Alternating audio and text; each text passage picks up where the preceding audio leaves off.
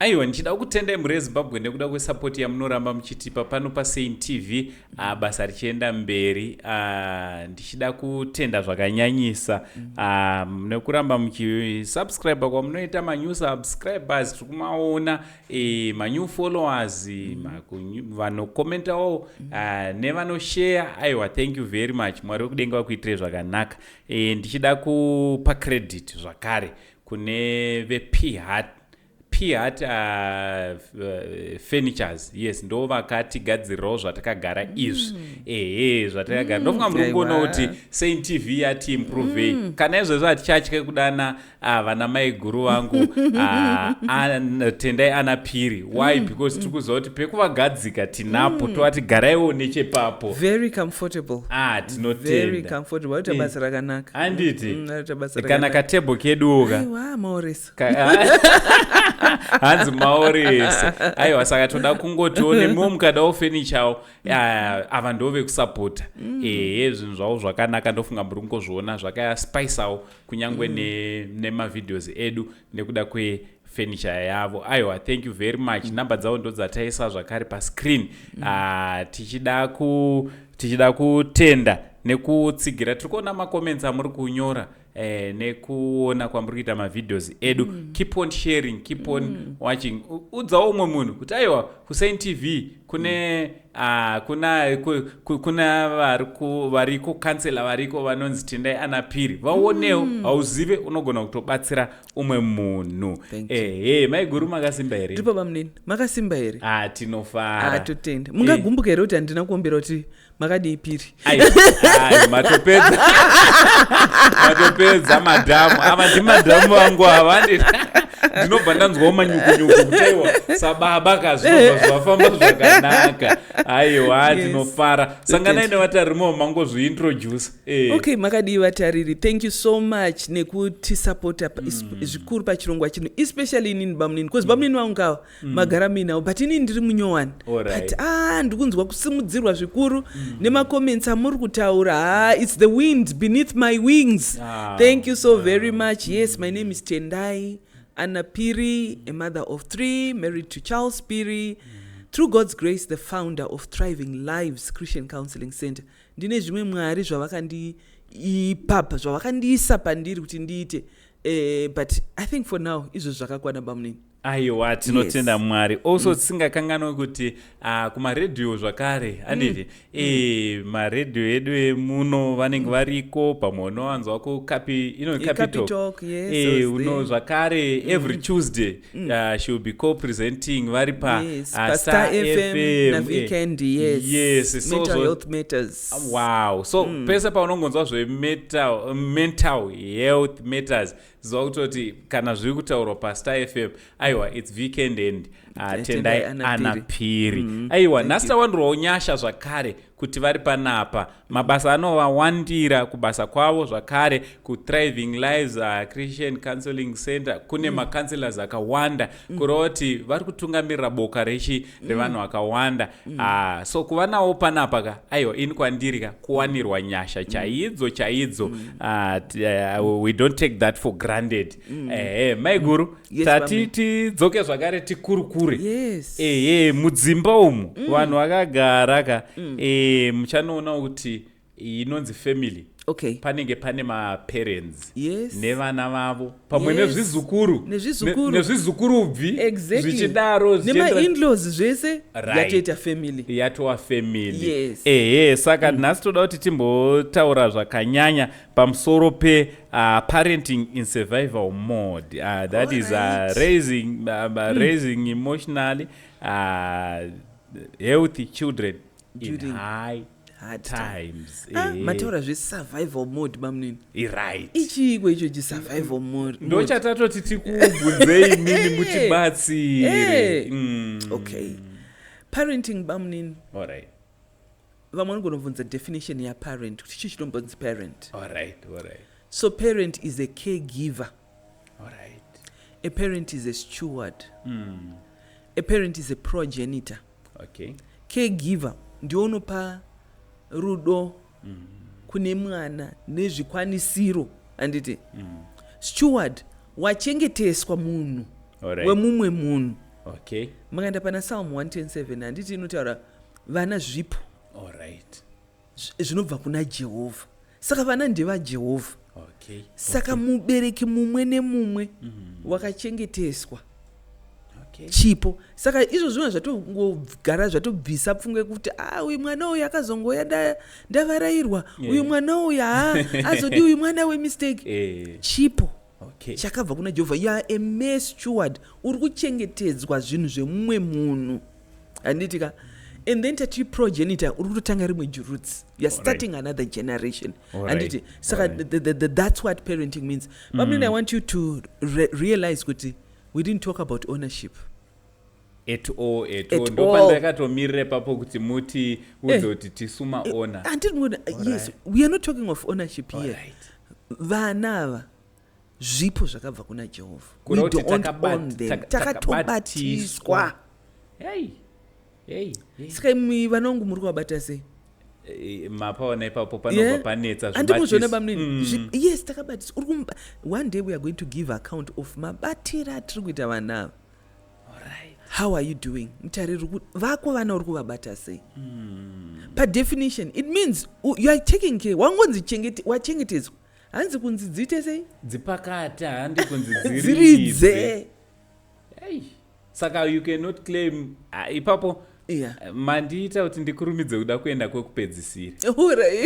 Because sei ndadaroka tiri kuzoona vabereki vamwe vachiti ndini ndakakuitira zvino, so it's a must kuti unofana kundiitira zvino. Pari kupesa pakuita semakakatanwa pakati pevana nemubereki. Why? Because ari kuti ndakakuendesa kuchikoro ndikakuitira zvino. Pane rimwe video makambotaura kuti zoni mwana tichitaura pamusoro pechikoro titi we are investing mumwana karere kakagukurera ubangwani. Saka iyo shonayo inoshanda here yezvino kana zvakamira sei? Because tikuona ungati pari kuzoita dambudziko rekuti mubereki akutotarisira kuti every month unofana pasalary yako iyo ndine pension yangu yandofana kwa. Bamni inirega inditi nditaure kuvana. Alright. Zvikuru kune vanonamata. Alright. Shoko raMwari rinongoti kudza baba wako namai vako. Harina kuqualify kuti baba vanotenda, baba vasingatende. Rinongoti kudza baba namai. Kureva kuti mubereki anokosha, ane mama privileges akatongogara aripo, whether unonamata whether unamata. And zvine a promise. Mwari arikutopa a promise. And then tabva ipapo we're going to the Apostle Paul. Ari kutaura panyaya dzeshirikadzi achitaura kuti you know what, mwana ngaatange kuchengeta mubereki wake. Moreover, what how can you say unoda inini usingade hama yako handiti yaunoona? So kuchengeta mubereki it's given. Mwari ari kutitarisira this is what we're supposed to be doing. Mubereki anotoziva pakuzokomblena because inini pamwe semwana ndakanganwa kuzviita 1 2 o pamwe mubereki asingagutsikani who is expecting more. Bamni nyaya inozoenda even una amwene nevarora mataka atinoziva agara aripo kuti ndindainetseka ndichidzidzisa mwana uyu everything iwe wakungoya maybe wakuenjoy, but makada kuzongozvitarisa maybe said pamwe we are not contented, right? O pamwe mwana akanganwa duty raari kufanira kuita rightfully. It's God given. Mwari atoti kuti kunamata kwedu kuti ninzi tikunamata. These are some of the things that we're supposed to be doing kuchengeta mubereki wedu. Dai Mwari vatigonesa izvozvo zvinhu zvandikufanira kugara uziva. Handizvo kuti this is my duty, this is my obligation. And Mwari vari kubva vati murayiro anditi kukudza baba naamai murayiro with a commandment. Bamni ndakuenda pasurvival mode. Survival. You know, a friend of mine ari kuAustralia, because anozoti ndita zvecounseling, she shared a story yakandibata zvikuru of mumwe professor nemurume wake vanga vangori nevana 2 chete. Mukuru wachoni at 18 years akaenda vanozvikanda mutrain and he died. And akazvikanda mutrain bvafa. Agara munin'ina wake angari 18 angari 6 some years 16 years mukomane 18 ane 21 years akanozvikanda futi mutrain at the same sport yakazvikandira mukoma.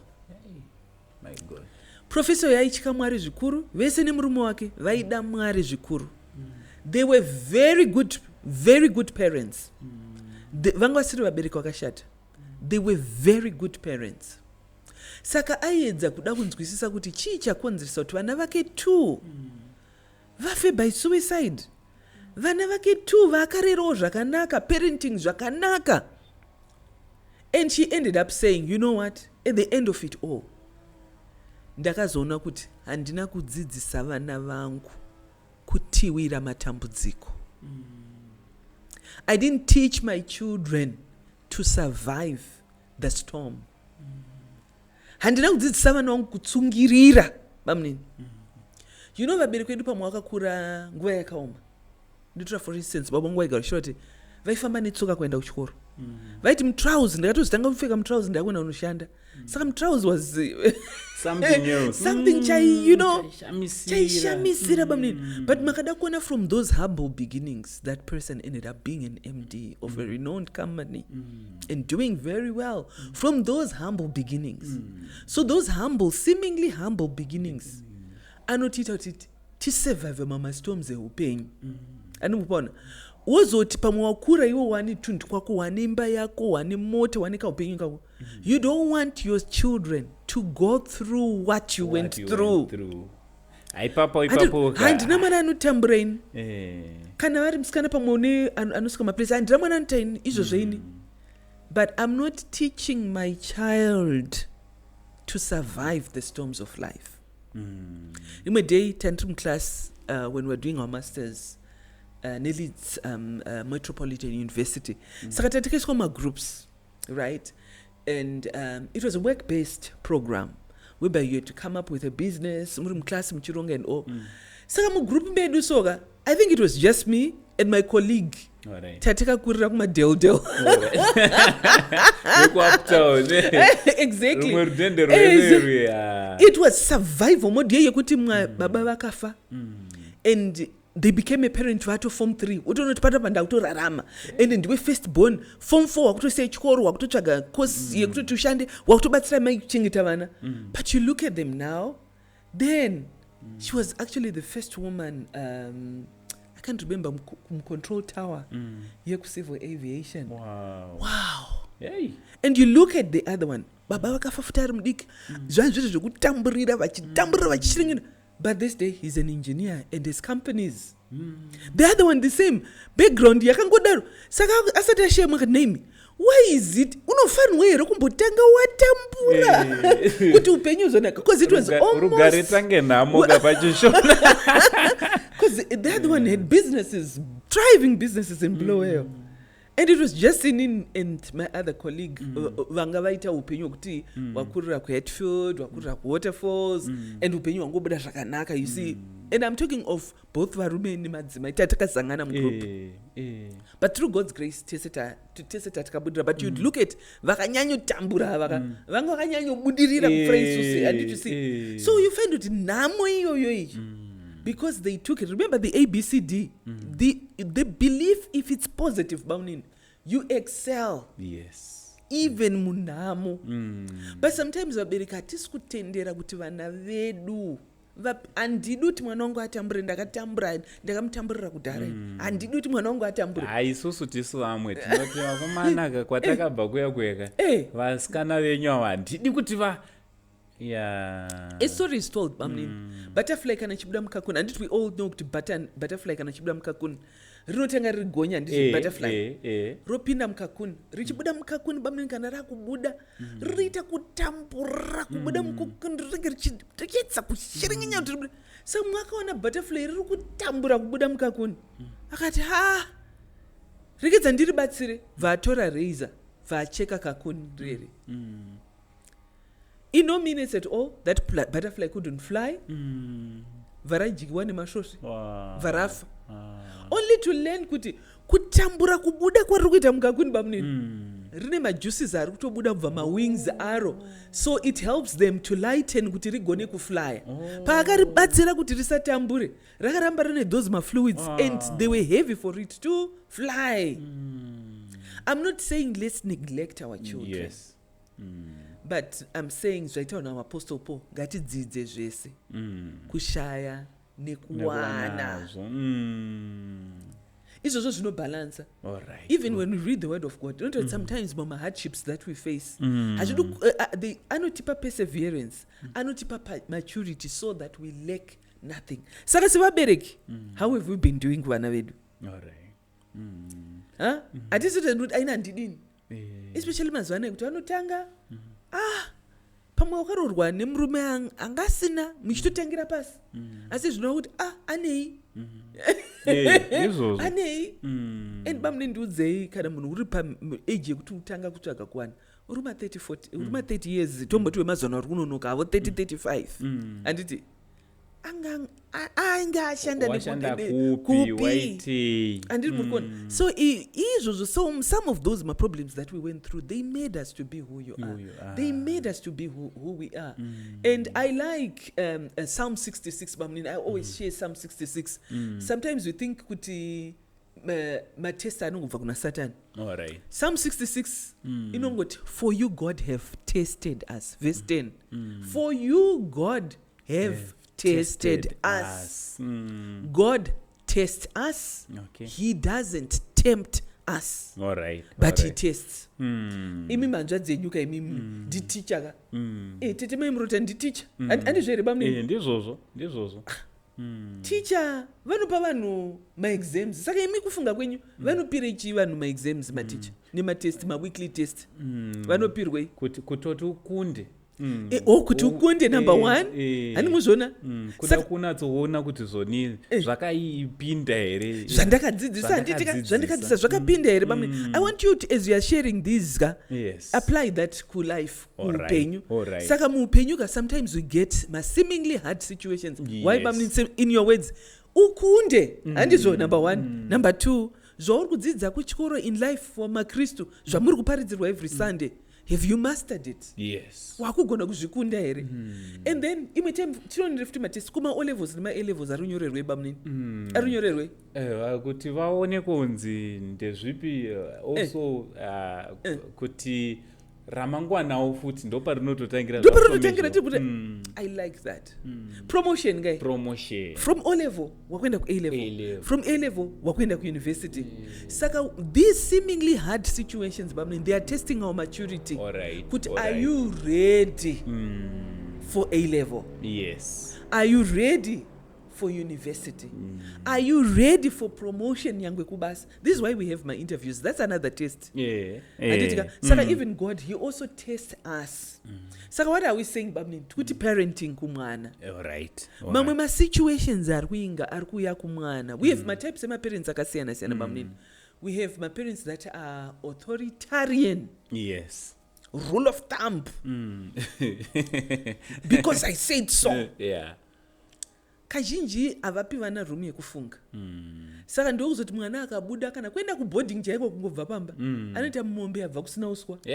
Because they've been let loose. Mubereki wangu akabata mwana netsvimbo yedare. Usingambomusiyawo kuti aite ma decisions. Kana uchimukurumidzira kumufungira because you are intolerant. You don't tolerate nonsense wakabvunzwa chinhu because I said so. Hani mukona such type wembereki very strict, hamuna kana nyaya nemwana. That type of parenting bamnini haisi kudzidzisa mwana survival mode yekuti usiku uchauya when you are not there mwana achararama sei ucho. Then we have mama parents who are neglectful bamnini. They neglect mwana. They are neglect. Aina ndidi zvokunetswa ini. Ndidi zvokunetswa ini. Auntie. Musiyei arutamba rujamba pamachenya yabamnini akanaka. Imi musiyei imi atozoitirwa noise. You are not parenting mwana wako survival mode. Achaenda kune mtemo. Kwenyu kumba hakuna mtemo. But achaenda kune mtemo. Kunonzi atidaro. Pamwe kuchikoro chaiko. Teacher anonotambura nemwana because makamuregerera. Pamwe acharoorwa. Anogara akadzoka kumba because you are neglecting your duties. Mwana wese anoda mtemo. But at the same time ndaita mtemo ngatitaurirane. Ngandinzwo zvinoda mwana. Pamwe you're permissive. Andita neglecting. Yes. Pamwe you're permissive. You are the boss. All right. You All call right. your child my friend. Yeah. Aiwa mwana bamnini. Mwana ushamwari ni mwana hauzodi kunyanya kupindiridza. You are robbing mwana of ukama hwake newe hwekuve mwana. Usazviite shamwari. But tinonzwa ipapo tibatsirei boss tinotori nevamwe kana vasikana chaivo mukufamba unonzwa achiti inini me and my mom we are friends. I can even tell her everything. If they mean everything, zvotaura nezvimwe zvisingaite namama. So ukama ihwohwo hausi unenge tiri kunzwa muri kuti muri kwatori nekukanganisa, hausi unenge wakutokanganisa mwana here uchifunga kuti uri kugonera mwana. Pakuti friend bamnini zviri kuda boundary. All right. Chinhu chese when you don't have boundaries you lack respect. All right. Boundaries, you are communicating how you want the world to treat you. Yes, ndinogona kuti mwana wangu ishamwari yangu kurevera kuti I'm open. Mwana wangu hatete kuya chindiudza zvinhu sezveupenyu izvi zvinoda help yemubereki. But zvinozoshata pakuti handichapa mwana wangu mutemo. Ndangosiya mwana achiita zvaanoda. I'm permissive. Even paanotadza handisi kumutsura. Even when you are good friends, nishamwari pamunotadza mishamwari yenyu anokuudza. Anditi anokudza shamwari paruita sei. Ende ndo shamwari yakanaka. I think shamwari ukaona shamwari yako isingagone kukudzorawo zota una shamwari. Hauna shamwari. Saka let's have my boundaries. Mwana wangu ngaite mutemo. Togumira apa tichitangira apa. Why? Zvake saka nganoka topic yedu. Parenting bamnini. Anditi ka in survival mode. Mwana wako will not always have you. Iwo akangomusiya kuti anoita zvese zvaanoda zvisina mutemo zvisina maboundaries anditi achaenda kuchikoro kune mutemo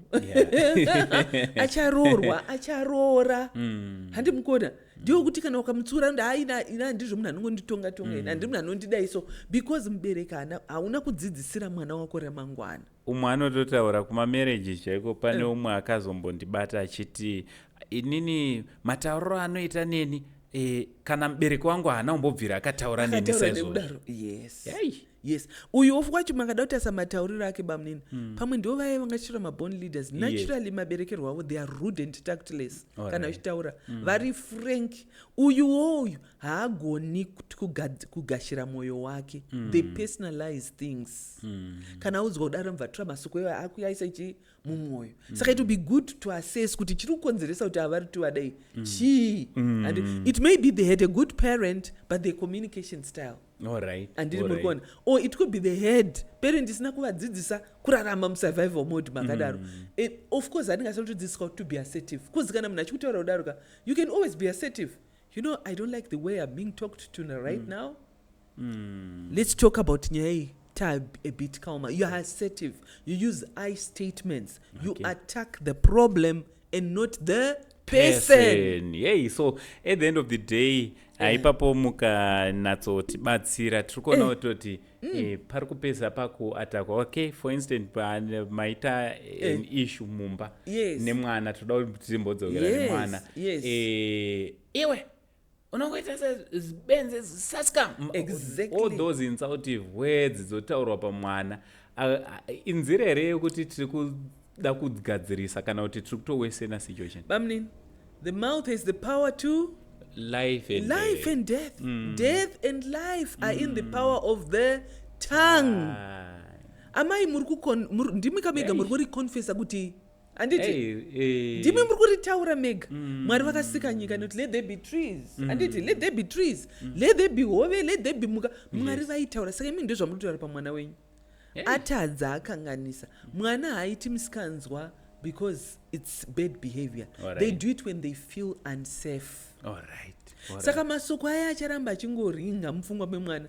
Pano mwe mai vangu vani mwana ainetsa zvokuti kana vaenzi vauya obva tanga kunetsa bva muti mwana unga nhasi kuri kuya vaenzi ndikukumbirawo kana vaenzi vauya uite zvakanaka ugarisike. Handiti kamwana ungu uda ndikuitirei but iyi mari ndoda $10 makanipa $10 nhasi ndogarisika kana vaenzi vauya. Handitika vapiwa $10 ye vaenzi bva vauya vaenzi vakagarisa vabikirwa chikafu vaitotarisirwa ava vakagarisa mwana bva aenda pana mama ati mama zvikanzi we mwana wangu zvaita sei zvikanzi manyemwa aya akuda kutanga.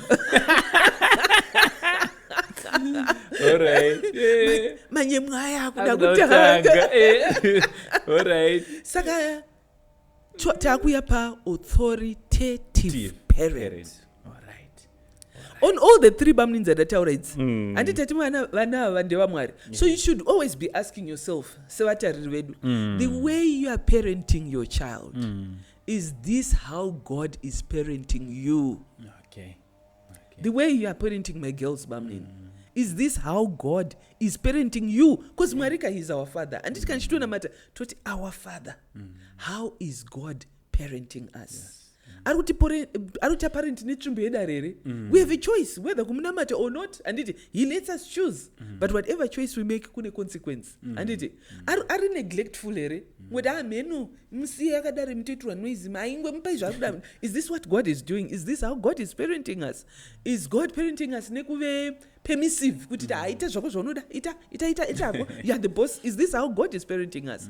But when we come to authoritative, yasiyana na authoritarian. Alright. Authoritative tikutaurirana. Okay. Handiti ndodaro ndikuna Isaiah pantu uya zvinotite sei titaurirane. Hey. I remain a parent, mwana wangu remains mwana, but tinotaurirana. Naurirana kureva kuti it's a yes, two-way it's community. a two-way community. Yes, ndine zvandino expecta pamwana wangu, but I'm also child-centered. Totaurana, mwana wangu ndakaisa mutemo wekudai 1, 2, 3, 4 because my advantages die, my disadvantages die. Unlike kutaura kunonzi because I said so. Pamba pangu panapa. Mutemo wangu kana usingaude don't riri. As long as you're under my roof. So mwana ngogara ari survival mode chete. And bamnini mumba medu munokosha. Cause inotonzi mom and dad university. Alright. You find most of madambudziko atikuzotambura nawo munarora, munarorwa, munari kuchikoro, munari kuuniversity. Some of those problems started mumba, even yaye substance abuse as well. Chakirudzo nzirikona kuti zvatangira pai mom and dad university. Because hakuna kumweka mwana kwanodzidza hunhu besides mom and dad university. Saka tikudzidzisei vana vedu mamnini. Vana vangu muri kuvadzidzisei. Ininiwo vana vemukomwenyu ndikuvadzidzisei. Ndikuvadzidzisei. Yes. Ngatizire mangwana. Yes, ipapo muri kutibatsira zvakanyanya, especially patiri kuona kuti zvoni whatever ndotodzokera futi pakuti chatinodyara ichocho ndofuti chaunodi chatichakohwa.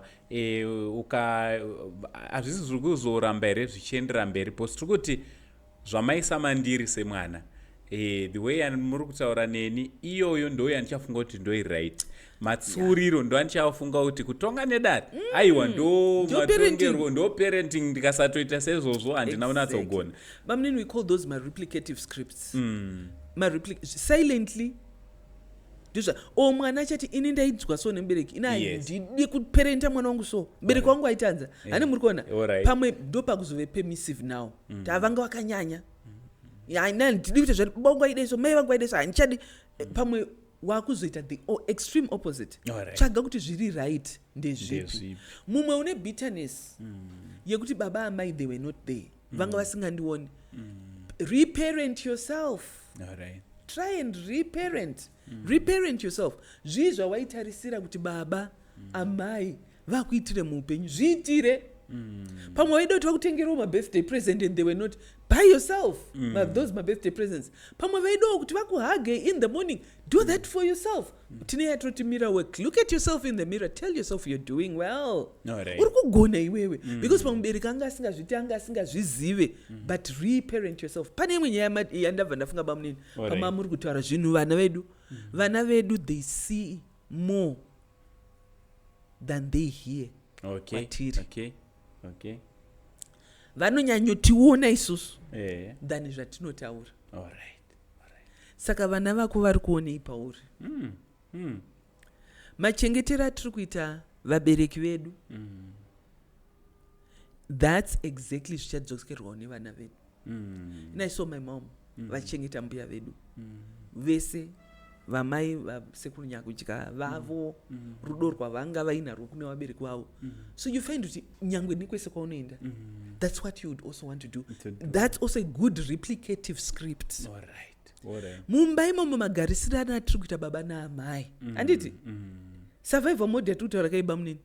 Kana tichirwa tichirovana, the next thing mwana iyeye andofunga kuti ndo maitirwa ndiwa mukadzi haarespectwa anorohwa because wakazviona zvichiitwa mumba nababa naamai. Iwewo kana wakaonawo baba naamai vachigarisana zvakanaka vasinambobvira varovana, no matter wakaona mukadzi akaita sei nyangwe akadi, iwe unongoti izvi hazviitwe zvandina kwandakazviona. Saka for the Christians, let's model Christ. Let's model Christ in our homes so that kana tikuda kuti vana vedu vave vana vakanaka, they are seeing us. Zvii zvatiri kuita. Bamnini, you know, upenyu happens, life happens bamnini. Yes. Kune vamwe vanhu who are single not because they wanted to be single, but life happened. And kuve single again, we call it single again, counseling. It comes through bereavement, it comes through divorce, it comes through separation. Anditika inoya neimwe nzira yatisinanganambotarisira. Bamnini, how you live your life uri a single parent, you are actually parenting your child for survival. Mumwe anokurespecta kuti mai ava zvavakanditira, baba ava zvavakanditira ndichikura, zvaari kuona. The sad one, especially anatotwa nenyaya yemablended families, is when uri single and you are trying kutsvaga munhu to be a mother for these children, munhu to be a father of these children. Yes. Remember tati vana vedu, they see more than they hear us tichitaura. Nhasi vaona kwapinda, mangwana kwauya kwapinda.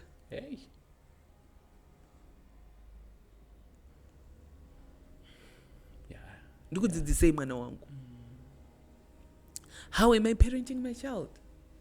Kuti when life happens like this, mwana wangu kana zvazoitika, rarama so. So parenting iri pakasiyana bamnini. Yes, you are parenting muri two semurume nemukadzi, and even tichiparenta tiri two semurume nemukadzi bamnini, hatina maparenting styles akafanana. Because tiri vanhu vakasiyana kabamnini. Our personalities are also different. We are also coming from different mom and dad university. Pamwe tiri kutorwa because of maparenting styles ari kuitwa nemumwe. Takatosiyana, but as parents we need to what do we want for our children? Begin with the end in mind. Mwana wangu uyu ari kumbendepi? Zvakanaka kuti ndinzwise kuti mwana wangu uyu since Mwari vari kuti vakamuziva vasati vamisa mudumbu mangu, and ane purpose yakaisirwa panyika. It's good kuziva purpose iyoyo. When we start with that purpose, an engineer, I want a Christian, I want an evangelist, I want a doctor, I want an engineer. You are starting with that. It will inform how you parent your child. Nyangwa afoira O level, mwana wangu kufoira O level hakusukure kuti watadza kuita doctor. Anditi, you can still be a doctor. Anditi, toita sei, tobatsirana sei kuti ugozosvika apo. Anditika, ndotodzokorera mama, wadzokora, but is this your calling? Do here kwa rufano kwenda? Do you have strength in that? Anditika, saka you are starting with the end in mind. Even uri single parent, parenting haina basa kuti mumwe mbereka hapo. Iwe uritoita mabasa ese munhu yeye uri one. Hunhu hauchararama today bamnini. Urutoparenta mwana wako for survival tomorrow. Alright. Pano mwa kuti pamwe anenge akakura achengetwa namai chete. Saka ruzoti mukadzi anogona kuchengetedza mhuri. Saka you find kuti murume mudzimai wake akave breadwinner. Yes, hana kana problem. I said, no, my mother used to do this. Anditona angatonetseka kana mukadzi wake achiwesta mari. Kuti shamwari, iwe ndakupa $1,000, mama ndavapa $200. But iwe pa 1,000 hauna kana business rawanduzoti watanga. Mama ndavapa 200. Vatonduzoti ni 200 vakatenga huku, vatanga business rehuku. Again, he is being informed nokuda kweparenting kwaakabva.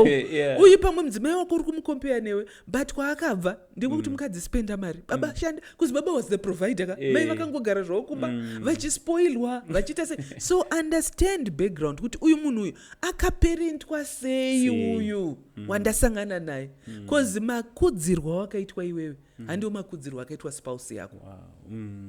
handiwo makudziro. Saka this is why bamuni ngati kuti vanhu ngauye for counseling so that we assess those things, because pamwe unenge usingazvizive hausati wambozviona. And we're also calling for the people help us in our community. Pamwe we've never been taught counseling, and we are using prayer and fasting even when it's not. Yes, it's called for, but pane zviri kuda kutanga zvaitika. Pane zviri kuda kutanga zvagadziriswa, and then we pray and fast. Because James says faith without works is dead. Yeah. So these works, they come when we've been upskilled with my counseling skills. This is why we're saying Thriving Lives Christian Counseling Center. So does it mean we don't counsel Christians? No, we counsel everyone. But we're saying for those Christians who also want to learn counseling the good way, we are open to you. Ya, mashoko makukutu ndofunga muri kungozvinzwira. Panapa tadzidza muri kundoona yapa ndandati zipa ipaika. Pfungwa dzanga dzakutomhanya because I'm a parent as well. And ndine vana, ndine zvimwe zvandanda kutodzidza kuti okay, saka apo handifanire kudai. So muri kudzidzawo muri kumba, neniwo ndiri kutodzidza zvakanyanyisa. Indaitirwa rombo rakanaka rekuti counseling yachona ndiri kungoitawo pachena. Mibvunzo yangu ndichitobvunza panapa, asi mimo makasununguka kunge muri munovanyorera pamwe chete nekunofollowa all their social media handles. Zvakanakira kuti muchanodzidza zvimwe zvakare zvinogona zvisina kutaurika panapa. Maiguru tichipeta zvedu, shoko guru ramungada kusira kubva kumubereki kuuya kumwana wachona ari kukudzwa nderipi? Shoko guru randoda kuvasira bamunini nderekuti you are a progenitor. Watanga roots. Alright. You are a steward. Wachengetedzwa wawimbwa. Alright. This is to the parent. You are a caregiver. Alright. One day we are going to be accountable for the way yawaita care kumwana uyu. The way you've been a steward. Mchengetedzi wezvinhu izvi, even your generation yatangira pauri ichienda mberi, uchati